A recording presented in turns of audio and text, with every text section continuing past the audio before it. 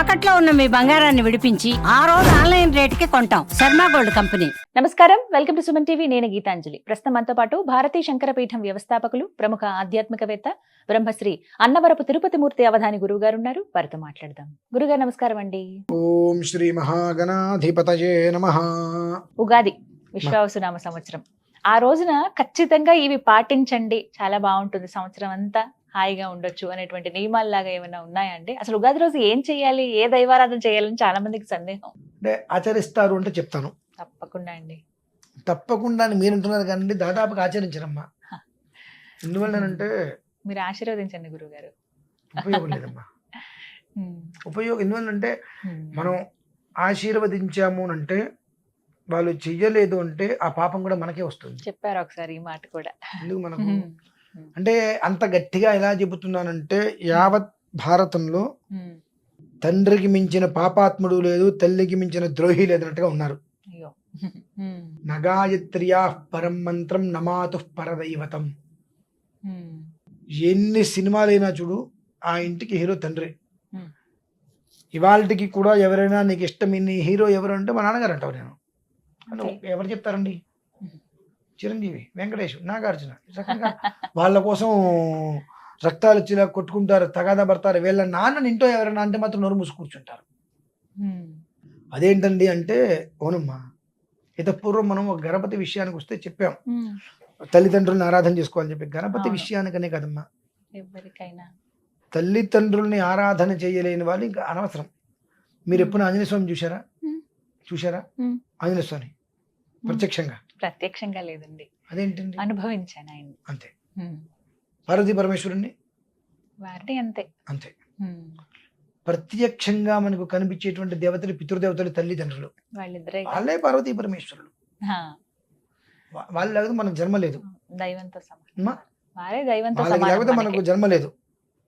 కాబట్టి యుగాది చక్కగా మనం కనుక ఇంట్లో ఉంటే అమ్మా నాన్న మనకి ఏం చేస్తారంటే నలుగు రాసి, చక్కగా నూనె రాసి, హారతిచ్చి, నలుగు రాసి, నలుగు పెట్టి శుభ్రంగా వేడి నీళ్ళు తీసుకొచ్చి కుంకుడుకాయలు కొట్టి దగ్గరుండి ఓ టవల్ కట్టించి కూర్చోరు. అథవా నువ్వు పెద్దవాడు అయితే అవ్వచ్చు, 100 మందికి గురువు అయితే కావచ్చు కాక, నాకు నువ్వు కొడుకువే కూర్చోరా అని చెప్పి కూర్చొని నెత్తి మీద కుంకుడుకాయలు పెట్టి చక్కగా మనకు స్నానం చేయించి మన మొహాన్ని బొట్టు పెట్టి చక్కగా స్వీట్ తినిపిస్తారు ఇంట్లోకి రాగానే. అది మన మీద ఉన్న ప్రేమ వాళ్ళకి. మనం కూడా అలాగే ఎక్కడ ఉన్నా, ఏ స్థాయిలో ఉన్నా, యుగాది వచ్చిందంటే ఆ తల్లిదండ్రులకి ఇద్దరికి చక్కగా పార్వతీ పరమేశ్వరులాగా దేవతార్చన చేయాలమ్మా.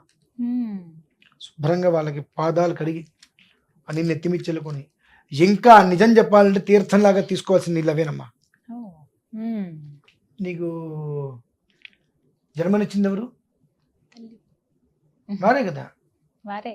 లేకుంటే అసలు ఈ భూమి మీదకి వచ్చేవాళ్ళు. చిన్నప్పుడు మలమూత్రాలన్నీ కూడా ఒంటి మీద వాళ్ళకి ఎత్తుకున్నప్పుడు ఎలా చేసినా నేను తిట్టుకొని ఇష్టపడలేదుగా. ఎంతో నా కొడుకు అంటే ఎంతో అన్నం తింటున్నప్పుడు కూడా నువ్వు గబిక్కిన అవతలికి వెళ్తే అసహించుకోవట్లేదుగా. బాధ్యతగా ప్రేమగా చేసేవాళ్ళు. కాబట్టి ఆ ప్రేమను నువ్వు ఎంతైనా చూపించగలగాలి. పాదాలు శుభ్రంగా నీళ్లు కడిగి నెత్తి మీద చెల్లుకొని ఇంకా అవసరమైతే తీర్థంలాగా తీసుకోగలిగితే అంతకు మించిన పుణ్యం భూమి మీద ఇంకోటి ఉండదమ్మా. మొత్తం భూమి మీద ఎన్ని నదులు ఉన్నాయో అన్ని నదుల తీర్థం తీసుకొని మీరు స్వీకరిస్తే ఎంతో, తల్లిదండ్రులు పాదాలు కడిగి ఆ తీర్థం తీసుకుంటే అంతకు 1000 రెట్లు ఎక్కువ. పరమేశ్వరుడు అనుక్షణము నీ వెంటే ఉంటాడు. మీరు నమ్మినా నమ్మకపోయినా పరమేశ్వరుడు అనుక్షణం వెంటే ఉంటాడమ్మా. వచ్చేస్తారు అట్లా ఏం లేదు. తల్లిదండ్రులకు మీరు సేవ చేస్తున్నంత కాలము పరమేశ్వరుడు రాకెట్లోకి వస్తే, నాయన ఈశ్వర ఆగక్కడ, అమ్మా నాన్నకి సేవ చేసుకుంటానంటే నిలబడతాడండి ఎంతసేపు అయినా అక్కడ. ఆయనకి కావాల్సిందేంటి? నాకు నువ్వు వచ్చేవాలేదు కాదు, మీ తల్లిదండ్రులను చూస్తున్నావు కానీ నువ్వు వచ్చి నేను భౌతిక భిక్షాందేహి అని అడిగా నిన్ను, ఆగు నువ్వు అక్కడ అమ్మ నాన్నకి సేవ చేసుకుంటున్నా అంటే వచ్చేంతకు అవుతాడమ్మా అక్కడ ఆయన. అది భగవంతుడు మనకిచ్చే, భక్తులకి ఇచ్చేటువంటి గొప్ప యోగం. భక్తుల మీద ఉన్నటువంటి ప్రేమ మనం అది గమనించగలుగుతామా? అది ఆస్వాదించడానికి కూడా మనకు అర్హత లేవు. కాబట్టి కనీసం మొదట్లో ఎవరు చెయ్యరు అన్నాగా నేను చెయ్యను అన్నందుకైనా ఈగో హట్ అయినా కొంతమంది చేస్తారేమో నా ఉద్దేశం. ఈగో హట్ అయినా కొంతమంది ఈగోగా బాప్ అంటారు, వాళ్ళు అసలు చేయరు, అన్నందుకైనా చేయరు. ఈగో హట్ అయినా కొంతమంది చేసిన జీవితాలు బాగుపడతాయి. తల్లిదండ్రులు శుభ్రంగా పాదాలు కడిగి నీళ్ళు నెత్తిమిచ్చలుకొని ఒక్క చుక్క తీర్థంలాగా తీసుకొని పుష్పాలతో అర్చన చేసుకొని సాష్టాంగ నమస్కారం చేసుకొని ఆ తర్వాత వాళ్ళని అక్కడ కూర్చోబెట్టి పంచాంగ శ్రవణం ఆ నాన్నగారికి ఇచ్చి అంటే పెద్దవాళ్ళకి ఇస్తే వాళ్ళు చదువుతారు మొత్తం అంతా.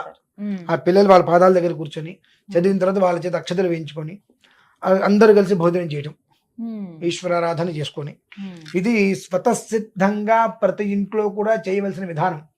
మనం నాకు తెలిసి మా పూర్వం నుంచి కానీ నేను చూసినవి కానీ మా ఇళ్లలో కానీ ఆ ఉగాది పచ్చడి తయారు చేసేసుకొని పొద్దున్నే మనం అంటే ఇప్పుడు 7ంటికి 8ంటికి రాక్షసులం కదా, ఈ అంశం మొత్తం రాక్షసాంశ కాబట్టి 7ంటికప్పుడు నిద్రలు చేస్తున్నాం. 4:30, 5ంటికి నిద్రలేసి కట్టెలు పోయి పెట్టేసేసి దాని మీద గంగాలం పెట్టేసేసి వేడినీళ్ళు తలండి భోంచేసి కొత్త బట్టలు కట్టుకుని రాగానే దేవుడి దగ్గర కూర్చోబెట్టి దేవుడికి నమ్మకాలు మా చెప్పించేవారు. గురువు గారు వాళ్ళందరికీ, లేదంటే మా నాన్నగారు మా తాతగారు వాళ్ళు లేరు, మా తాతయ్య గారు నాయనమ్మ గారిని అక్కడ ఉంచి ఫోటో వాళ్ళ దగ్గర బట్టలు పెట్టి వాళ్ళకి నమస్కారం చేసుకొని వాళ్ళ ఆశీర్వచనం తీసుకొని తీర్థం మొత్తం అందరికి పంచాంగ శ్రవణం కనీస మాత్రంగా ఎంతవరకు ఆ క్షణం వరకు మనం చదవాలి చేసుకొని ఆ పుస్తకానికి నివేదన పెట్టి తీర్థం అందరికి అదే ఇచ్చేసేవారు. అలా ఇప్పుడు ఎంతమంది ఆచరిస్తున్నారు? అది ఇప్పుడు నేను చెబితే మాత్రం ఆచరిస్తారు, నిజమేముందమ్మా. ఒక్కళ్ళైనా ఖచ్చితంగా వాళ్ళ తల్లిదండ్రులకి ఆరాధన చేసుకొని ఇది నేను వాళ్ళకి ఛాలెంజ్ చేసి చెప్తున్నానమ్మా. ఎలా అనుకున్నా ఓకే, ఏ ఒక్కళ్ళైనా వీడియో చూసి నిజంగా నా తల్లిదండ్రుల వల్లే నాకు ఈ జన్మ వచ్చింది కదా, వాళ్ళు లేకపోతే నాకు జన్మ ఎక్కడిది, వాళ్ళు నేను చిన్నతనంగా చేస్తున్నా కదా తప్పది అని తెలుసుకొని ఆ తల్లిదండ్రికి వీడియో కోసమని కాకుండా వాళ్ళు వీడియో చేసినా వాళ్ళు మొహం చేసి తెలిసిపోతుంది వాళ్ళు ఏ రకంగా చేశారో. తల్లిదండ్రుల మీద నిజమైనటువంటి భక్తి ప్రేమతో వాళ్ళకి శుభ్రంగా పాదాలు కడిగి వాళ్ళ పాదపూజ చేసి వాళ్ళ చేత ఆశీర్వచనాలు తీసుకున్నటువంటి వాళ్ళు ఆ 1 నిమిషమో 2 నిమిషమో నాకు కనుక వీడియో తీసి పంపిస్తే 360 శివలింగాలు నా దగ్గర ఉన్న వాటిని వారింటికి నేను తీసుకెళ్ళి అభిషేకం చేయించుకొస్తానమ్మా. రాను పోను ఖర్చులు కూడా నేనే పెట్టుకుంటా. కాకపోతే వాళ్ళు చేసేటువంటిది వీడియో కోసం కాకుండా ఆ ముఖం తెలిసిపోతుంది ఎలా చేస్తున్నారు, నవ్వుతూ చేసినా ఎలా చేసినా భక్తిగా చేస్తున్నారు ఎలా చేస్తున్నారు అంటే విషయం మనకు చూస్తున్నప్పుడు అర్థమైపోతుంది. నేను అదొకటి కోరుకుంటా. 2 అలా మాతా చతే పితా చతేగ్రం వృక్షస్య రోహత, అలా ఎవరైతే కనుక తల్లిదండ్రుల మీద ఉండేటువంటి ప్రేమని ఖచ్చితంగా అవసరం కోసమో అవకాశం కోసమో కాకుండా నాకు జన్మనిచ్చిన తల్లిదండ్రికి యుగాది రోజు నాడు విశ్వావసు అంటే మనకు 14 రకాలైనటువంటి సత్యవసులు, ఇట్లా విశ్వదేవులు 14 రకాల మంది, అలాగే అష్టవసువులు 8 మంది, అందులో ప్రధానమైన వాడు భీష్ముడు అష్టవసువులలో. ఇలా వీళ్ళు ఉంటూ ఉంటారు. ఎవరైతే గనక అంటే వీళ్ళందరూ కూడా తల్లిదండ్రుల కోసం అన్నీ వదిలేసుకున్న వాళ్ళు. భీష్ములు వారు మంచి యవ్వనంలో పూర్తిగా మీసాలు కూడా రాని రోజుల్లోనే తండ్రి కోసం, తండ్రి సంతోషం కోసం తన జీవితం మొత్తాన్ని కూడా బ్రహ్మచర్యంగానే అన్ని వాళ్ళంత గొప్ప వాళ్ళు అయ్యారమ్మా. అలా తల్లిదండ్రుల కోసం వీళ్ళందరూ వదులుకునేవారు. అటువంటి స్థితిలో ఆ విశ్వావసు అనేటువంటి చాలా గొప్పగా వచ్చింది కనుక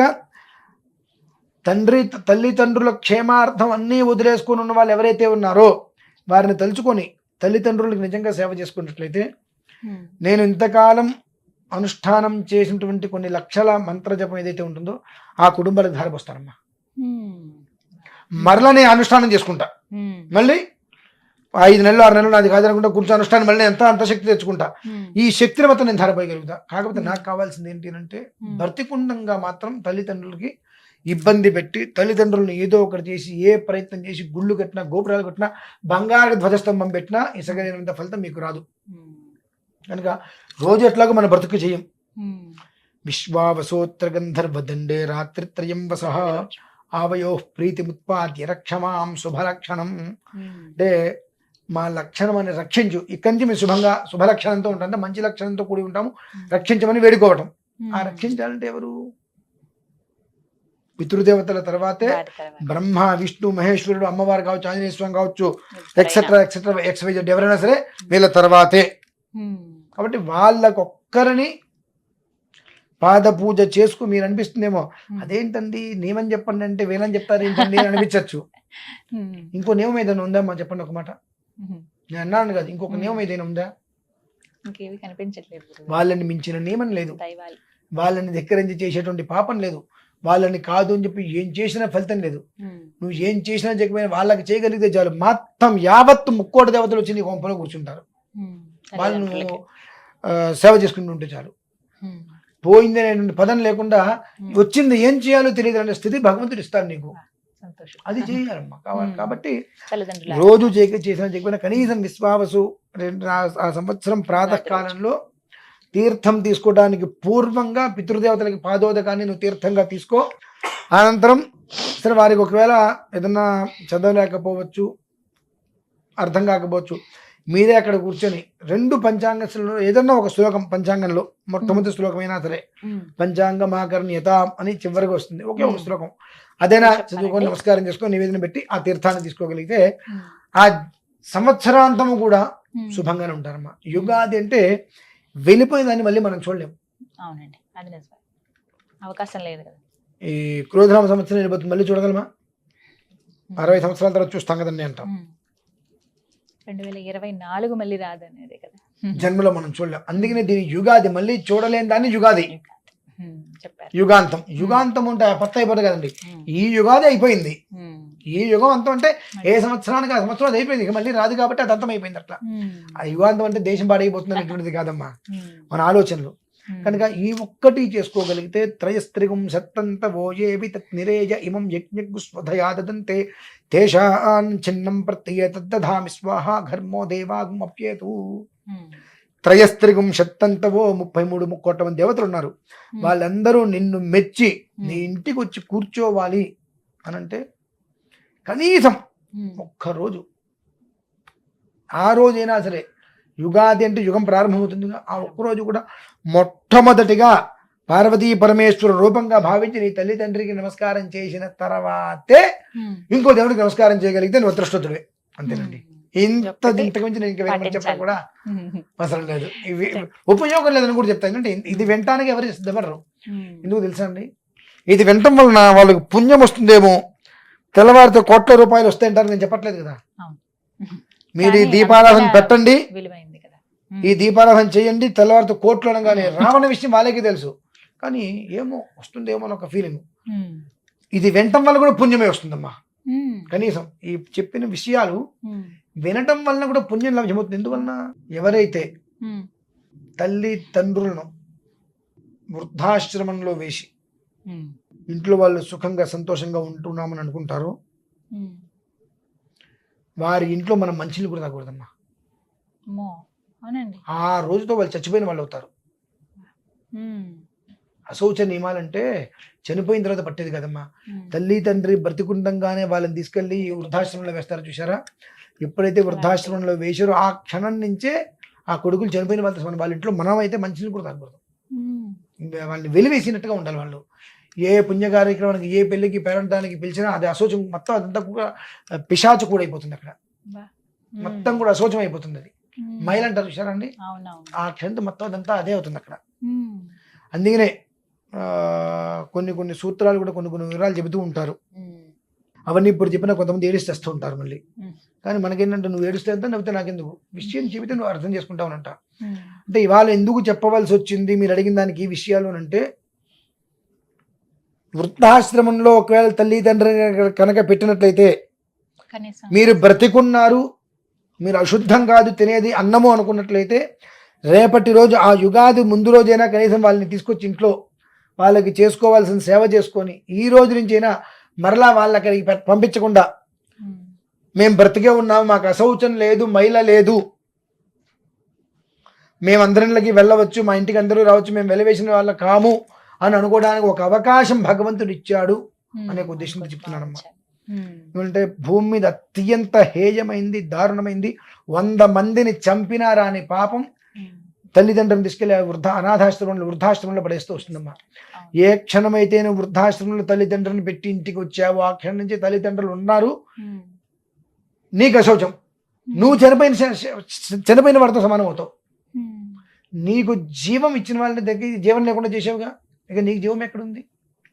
అటువంటి నిన్ను ఎవరైనా పిలవగలరా? తెలిసి అది పిశాచం, దయ్యము, ప్రేతం అని ఎవరైనా పిలుస్తారా? అటువంటి ఆ కోవకి చెందినవాడు అవుతావు నువ్వు. కాబట్టి గతం గతం గోష్ఠిన కర్తవ్యం. దాని గురించి ఇప్పుడు ఆలోచించి బాధపడటం కన్నా గతం గడిచిపోయింది కనుక వర్తమానం వాళ్ళని చక్కగా ఇంటికి పిలిపించుకొని చేసినటువంటి పాపాలకి పాదాలు పట్టుకొని నమస్కారం చేసుకుంటే ప్రాయశ్చిత్తం దొరికేస్తుందమ్మా ఖచ్చితంగా.